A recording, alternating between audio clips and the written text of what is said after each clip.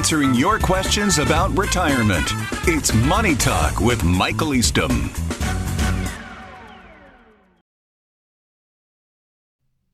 My grandmother passed away several months ago and left me her house. It's worth $450,000. She lived there for 30 years and bought it very cheap. We are about to sell it, and I'm not sure how to figure out the taxes. Once I get that figured out, I need some help with investment ideas. I'm 64, single, and want to retire in 2 years. I have no mortgage on my house, but don't have much else in savings. I don't need much to cover expenses, and Social Security will be $2,200, which is probably enough. Can you help me sort this out? Well, I've got some great news in this particular situation. Chances are you're not going to have any tax liability, because what happens is when you inherit a property like your grandma's house, then you get something called a stepped-up basis.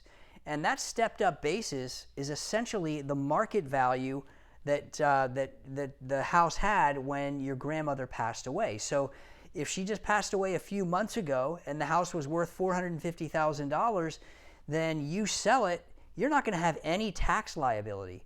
That's great news for you.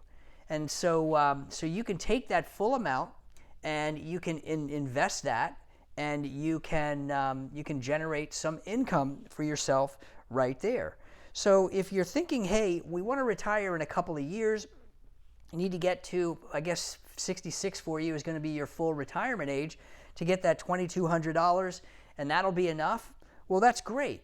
But you could also make sure that you take the $450,000 or so and that you invest that, hedging for inflation down the road, because you don't know what kinds of circumstances are going to befall you as you get older.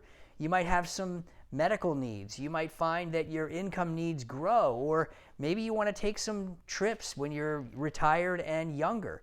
You know, if you are investing that $450,000 for income, earning some interest and dividends, well, guess what? You've just increased the amount of money that you can spend on a consistent and dependable basis.